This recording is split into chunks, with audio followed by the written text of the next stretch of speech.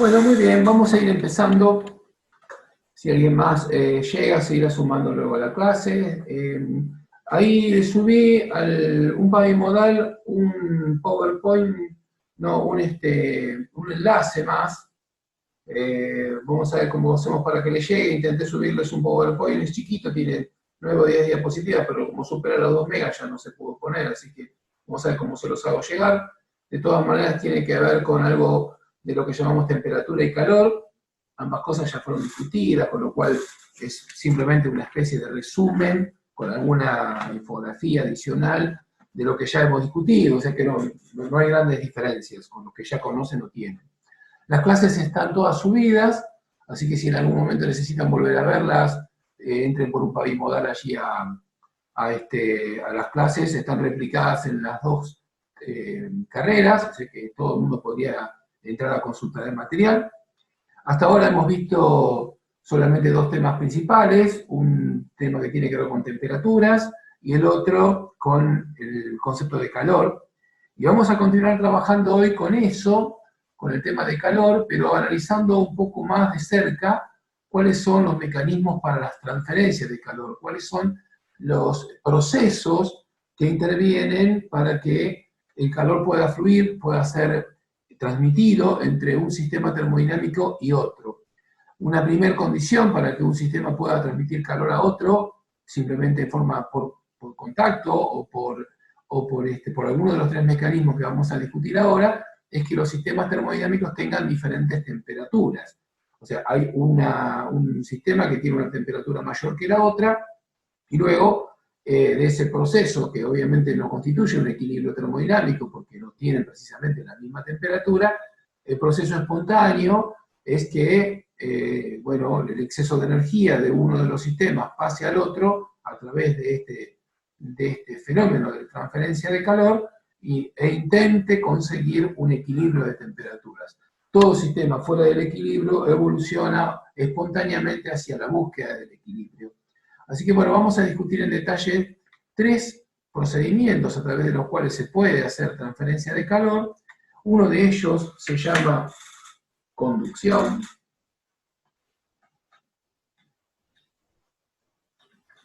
El siguiente es convección. Y por último vamos a ver radiación. Los 3 tienen una descripción analítica que vamos a tratar de abordar, pero bueno, tienen diferentes niveles de complejidad. El que vamos a discutir en primer lugar es el de conducción. ¿Cuándo se produce conducción? ¿En qué tipo de proceso existe conducción? Cuando el calor se transfiere a través de un medio sólido o fluido muy viscoso y hay solo transferencia de calor. En la conducción solo hay transferencia de calor sin movimiento de materia o de masa. Así que tiene que estar de alguna manera el material fijo, y entonces lo que ocurre es que el calor atraviesa el material, porque tiene dos sectores que tienen diferentes temperaturas, y entonces, bueno, se produce la transferencia de energía, pero el material está quieto en el espacio, no se mueve. Un ejemplo sencillo para discutir esto es una pared plana. Por ahora pongamos esa limitación, después trataremos de generalizarla. Vamos a considerar entonces una pared plana, tendrá algún límite que por ahora no nos interesa discutir, y esa pared tiene como característica, divide dos sectores, de tal manera que en esta piel de la pared, acá tengo una temperatura T1, y en esta otra parte, en esta otra cara de la pared, tengo una temperatura T2. Estas temperaturas T1 y T2 son temperaturas superficiales, exactamente en contacto con la pared, no en el ambiente. Ya veremos que en el ambiente puede haber algún otro, algún otro tipo de característica o de proceso que habrá que ir estudiando en la medida que vayamos mirando esto en más detalle. Así que por ahora vamos a considerar entonces una pared esa pared es rígida, por lo tanto no se puede mover, y lo que sí ocurre es que tiene sus caras a temperaturas diferentes. Vamos a suponer que esta temperatura T1 es mayor que la temperatura T2, y entonces, de modo permanente, mientras estas diferencias de temperatura se mantengan, va a fluir a través de la pared, desde una cara hacia la otra, va a fluir una cierta cantidad de calor, está permanentemente atravesando la pared y permanentemente produciéndose un flujo de calor de una cara hacia la otra. Y ese flujo de calor lo vamos a caracterizar con una letra Q minúscula, a diferencia de lo que habíamos utilizado en los estudios de las clases anteriores, donde Q mayúscula representaba la cantidad de calor neta que se está entregando a un cuerpo para que se pueda cambiar su temperatura. En este caso no estamos pretendiendo cambiar la temperatura de la pared, porque la pared tiene temperaturas diferentes, por lo menos en sus caras extremas, y eso ya se estableció. Lo único que queremos es analizar lo que sería el flujo de calor. Vamos a indicar entonces que esta cantidad Q es lo que llamamos el flujo de calor. ¿Qué sería el flujo de calor? Bueno, es la cantidad de calor que atraviesa la pared por unidad de tiempo y por unidad de superficie. Es decir, esta pared tendrá una cierta extensión,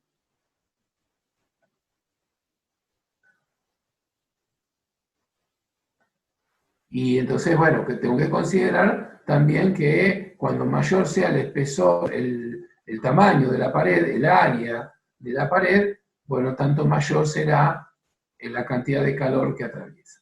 Entonces, lo que se encuentra es que precisamente este flujo de calor, las unidades de flujo de calor van a ser las que vengan de la definición que estamos dando, es decir, es kilocalorías,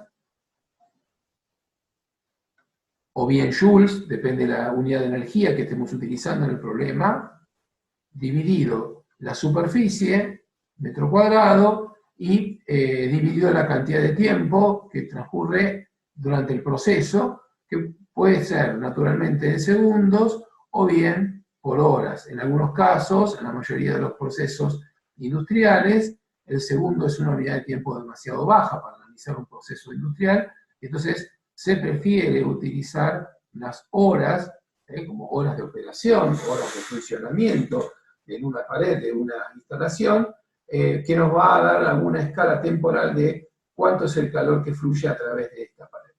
Este flujo de calor por unidad de tiempo va a ser proporcional a la diferencia de temperaturas T1 menos T2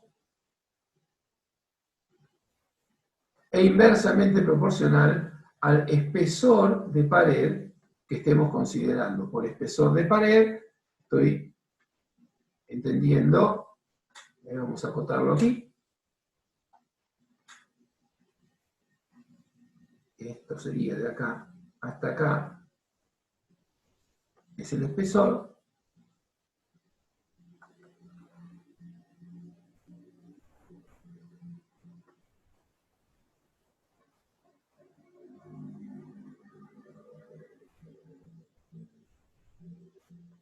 y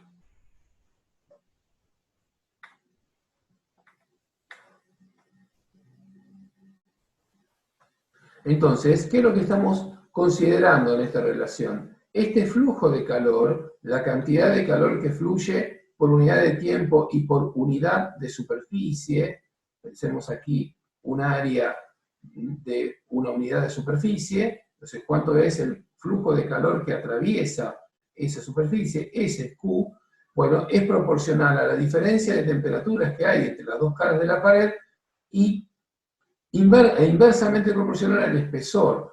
Bueno, son las dos características térmicas que pueden influir en el flujo de calor. cuando más diferencia de temperaturas haya entre una cara y la otra, el flujo térmico va a aumentar, es decir, no nos olvidemos que finalmente la cantidad de calor fluye porque hay diferencia de temperaturas, así que cuando mayor sea esta diferencia de temperaturas, mayor será el flujo térmico, y por otro lado, cuando más delgada sea la pared, mayor va a ser el flujo térmico.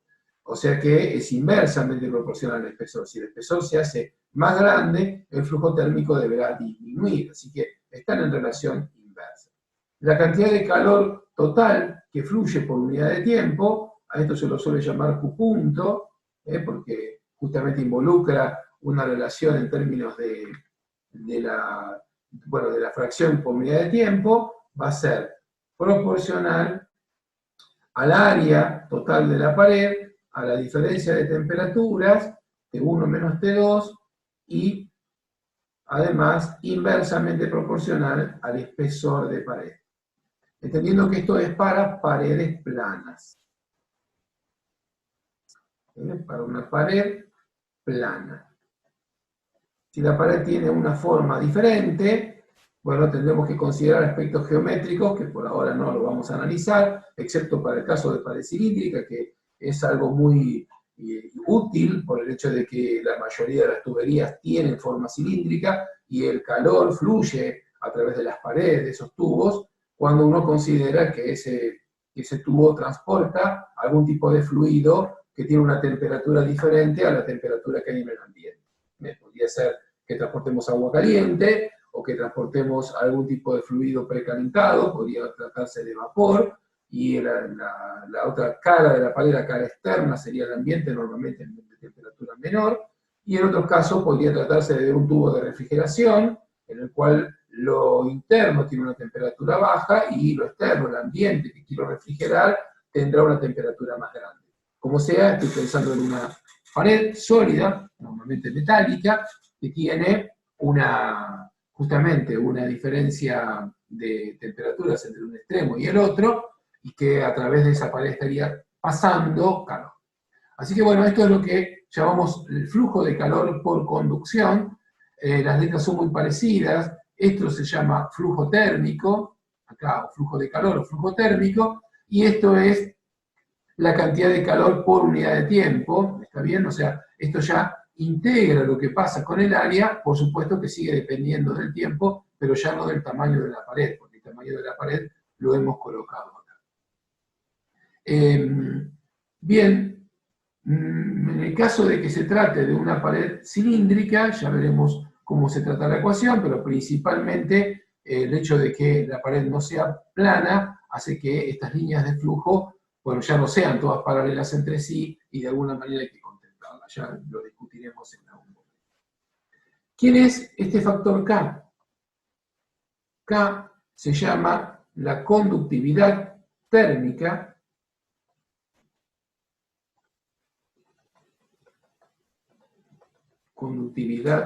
térmica.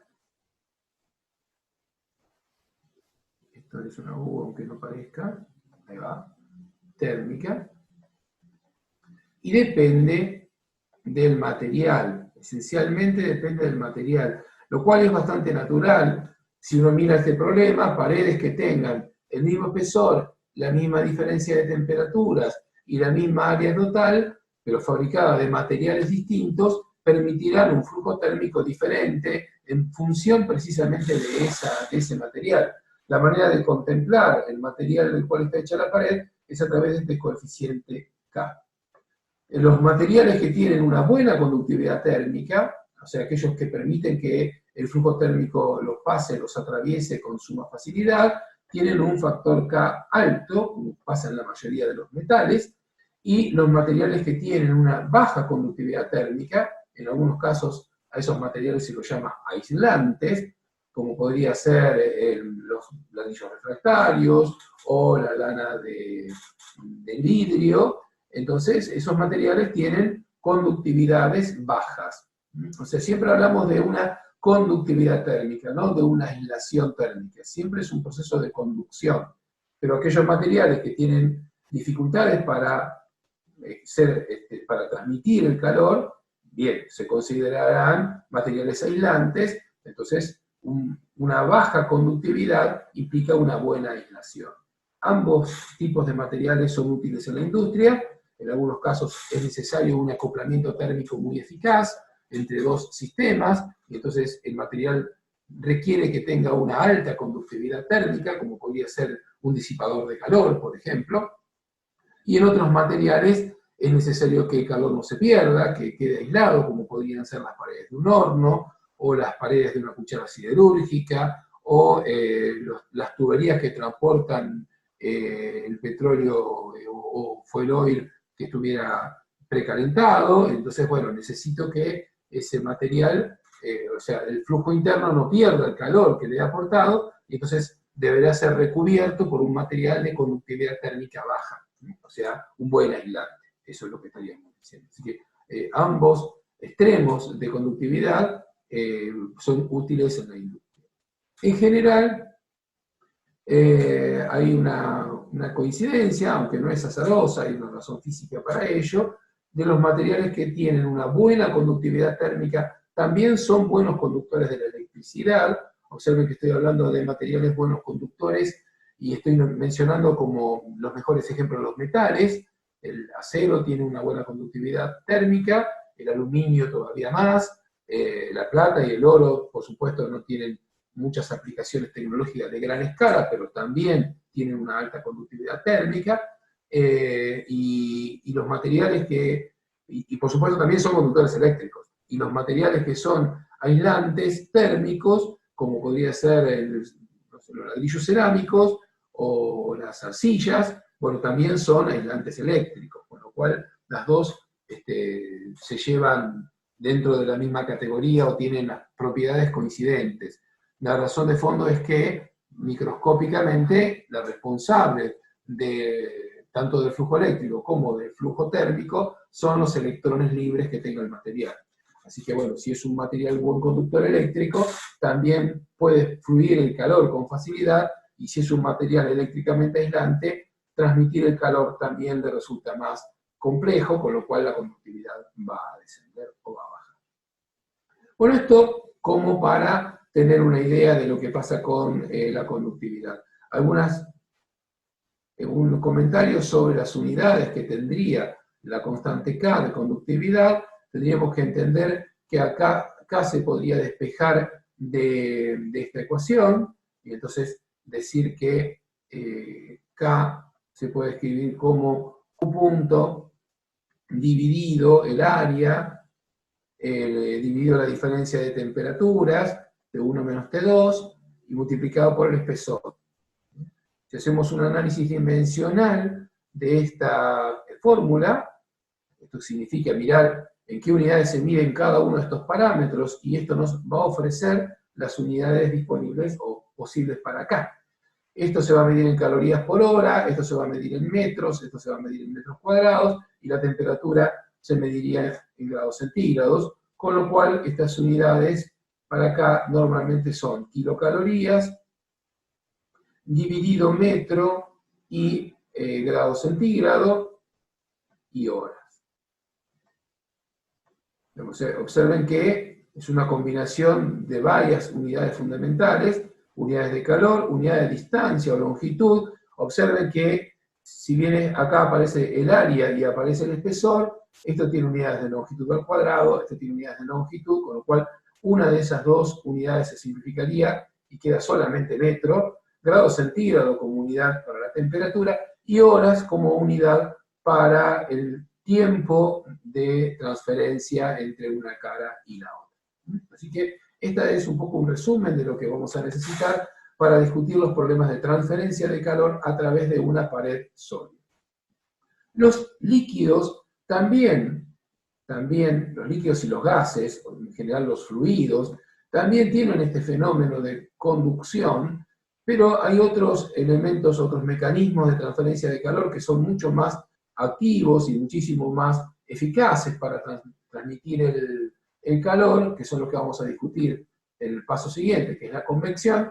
Y si bien están presentes la conducción en conjunto con la convección, la mayoría de las aplicaciones la convección suele ser dominante, y excepto en un refinamiento de cálculo muy especial, normalmente no vamos a aplicar estas ideas de conducción a un fluido, sino que nos vamos a quedar con la parte de convección en forma exclusiva. Así que por ahora nos vamos a quedar con que la conducción técnicamente la aplicamos a materiales sólidos. Esto no significa que físicamente no ocurra la conducción en un fluido. Sí ocurre, pero habitualmente la transferencia de calor en un fluido es dominantemente por convección, y en algunos casos por radiación, y la conducción tiene un efecto presente, pero no dominante. Así que normalmente no vamos a hacer esas correcciones, nos vamos a dejar como si no existiera, y que la convección es la que se encarga de transferir calor cuando lo hacemos en un fluido. Como característica primordial, entonces estamos pensando que el calor es lo único que se está moviendo aquí, lo único que fluye acá es el calor. La pared está quieta, rígida, es sólida. Así que de eso estamos hablando. Bueno, eso vamos a dejarlo aquí como una captura. El paso siguiente que vamos a discutir es el de la convección. ¿Consultas? ¿Alguna pregunta hasta aquí? No, profe. Hasta ahora todo bien. Seguimos entonces. Así que entonces el paso siguiente sería conversar acerca de la convección. Vamos a pasar entonces a esa parte, convección. En este caso, junto con la transferencia de energía, hay transferencia de materia, transferencia de masa. De manera que tengo que considerar, para que esto sea posible, que el material pueda fluir. Así que esto, vamos a decirlo acá, junto con la transferencia de calor,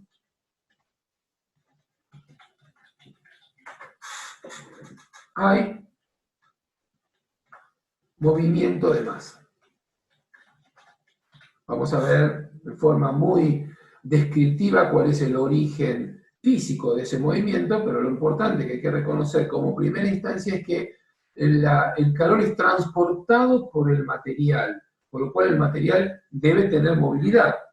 Y entonces significa que no puede ser un sólido, tiene que tratarse ya de un material fluido, ya sea gas o líquido, pero tiene que ser fluido. Entonces, junto con la transferencia de calor hay movimiento de masa, ¿está bien? O sea que el calor es transportado por el material. Por lo tanto, es necesario que el material sea fluido.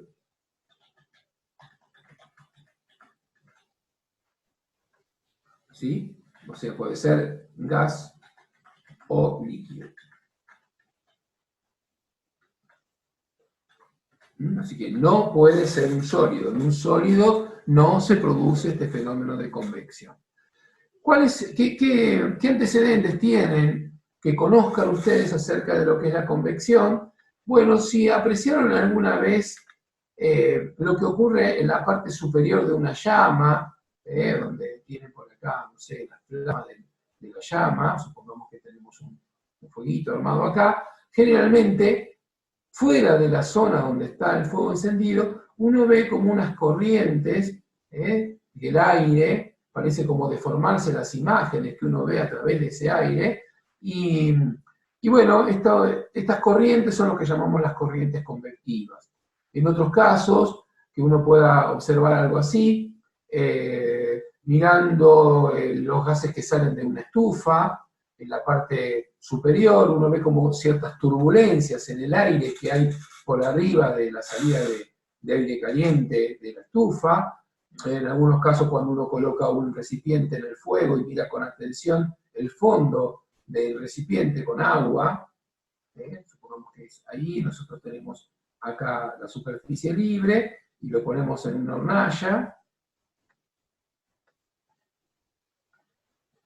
Bueno, resulta que en esta zona por acá empiezan a aparecer como unas corrientes muy sutiles, no necesariamente, no estoy diciendo que ya esté hirviendo el líquido, sino que apenas lo pone se nota que ha empezado a calentar el fondo del recipiente, uno observa que, bueno, hay como ciertas turbulencias, ciertas limitas de corriente acá abajo. Eso es el fenómeno que estamos llamando de convección. Acá ocurre en el aire caliente, acá ocurre en el agua caliente. Ambos observen que son ejemplos de fluidos. Estamos hablando del caso de gas o en el caso de líquido.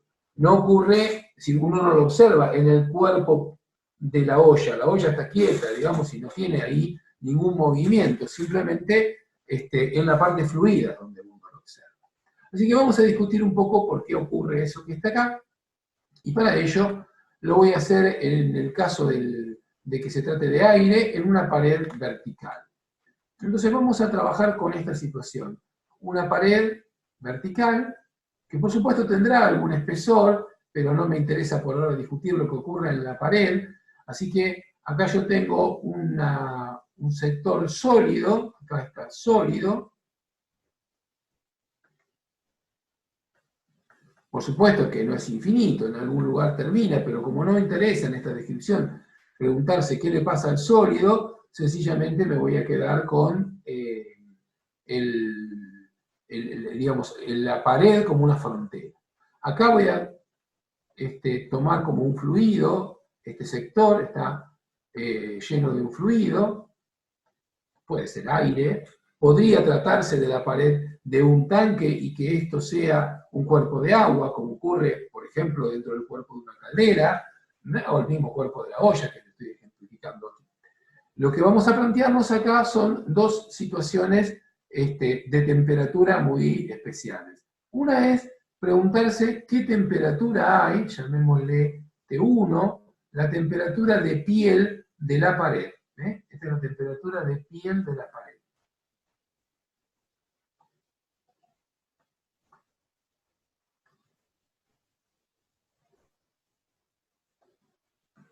Piel de pared.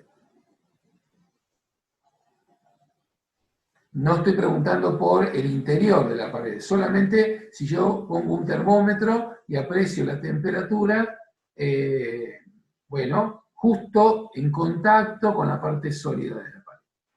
Lejos de esa pared voy a considerar una temperatura T2. ¿Está bien? Por ahora, en el fluido, esto es, en el fluido, lejos de la pared.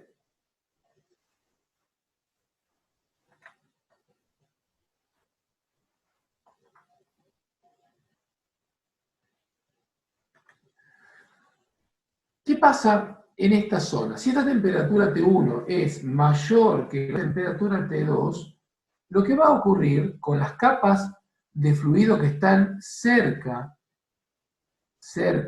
de la pared, es que van a ir tomando calor, una cierta cantidad de calor, porque justamente esa parte de líquido o de fluido en general está más fría que la pared y por lo tanto, por simple conducción en la zona de contacto, estarían recibiendo una cierta cantidad de calor.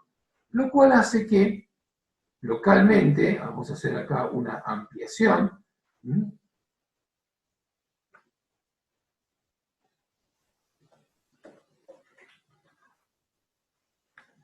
en la zona próxima a la pared, si considero que acá hay una pequeña porción de fluido que ha cambiado su temperatura, entonces lo que va a pasar allí es que la temperatura habrá aumentado. Entonces quiere decir que se dilata. Hay una dilatación. Los objetos que aumentan su temperatura normalmente aumentan su volumen, o sea que se va a dilatar, aumenta su tamaño, pero no su masa, con lo cual baja la densidad. Baja la densidad. Y por lo tanto, se hace, al estar menos denso que el resto del fluido, aparece una fuerza de flotación. Hacia arriba voy a tener una fuerza de flotación.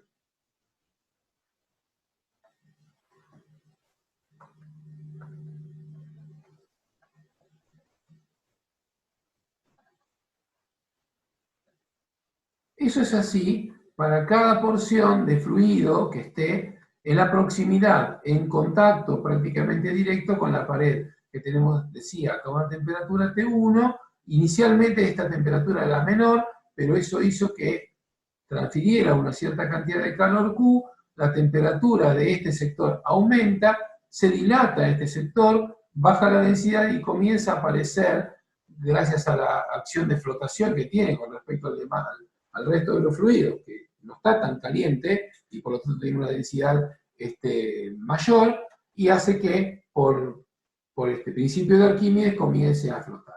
Eso ocurre para todas las capas fluidas que están por acá, y entonces comienza a aparecer en la zona próxima a la pared unas corrientes de movimiento que son de corriente ascendente, en este caso, que se van extendiendo en la medida que me voy apartando de la pared.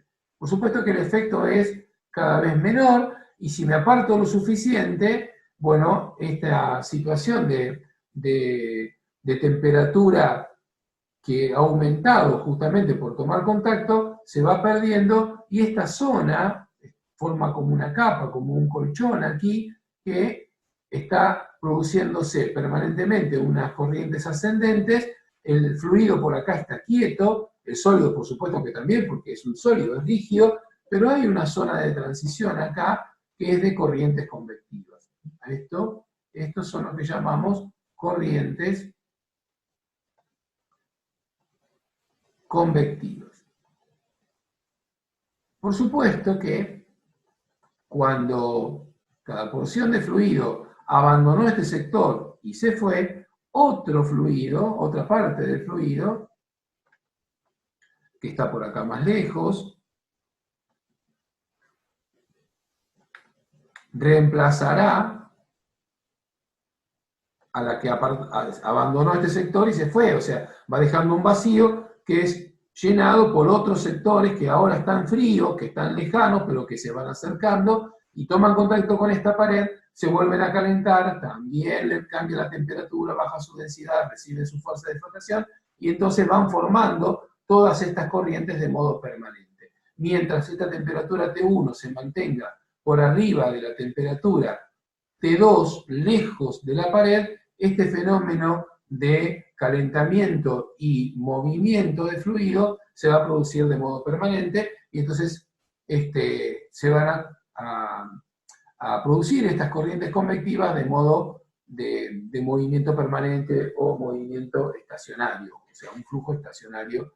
Y junto con el movimiento de masas, que no es de interés en este problema que estamos discutiendo, cada porción de fluido ha arrastrado un poco de calor Q, que es esto que sí interesa.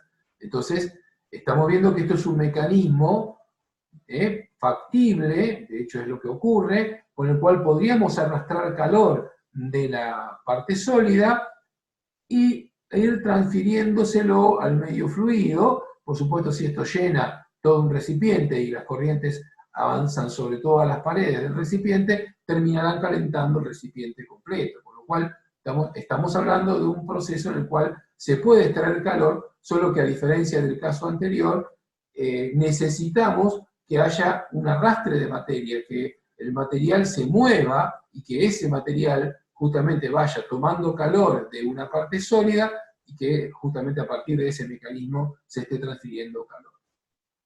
En este caso, esta cantidad de calor que se transfiere por unidad de tiempo, este Q punto, es proporcional al área y es proporcional a la diferencia de temperaturas entre T1 y T2. El coeficiente de proporcionalidad se lo llama normalmente lambda y es lo que llamamos el coeficiente convectivo.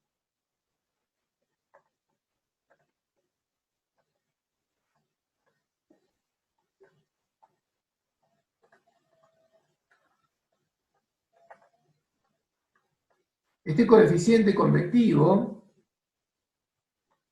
depende de muchos factores porque está muy vinculado a cómo se producen estas corrientes. O sea, esto en el fondo es un problema combinado de termodinámica, porque tengo que transferir calor, pero también de fluidodinámica, lo cual complica enormemente el cálculo o la predicción de este valor de lambda, y habitualmente lo que se hace es recurrir a experimentos de simulación de algunos procesos, con alguna escala o un factor de escala, y algunos números adimensionales que vienen de la mecánica de fluidos precisamente, y que a partir de esas estimaciones uno calcula el valor de lambda que habría en determinadas distribuciones de disposición de fluido y de sólido muy particulares.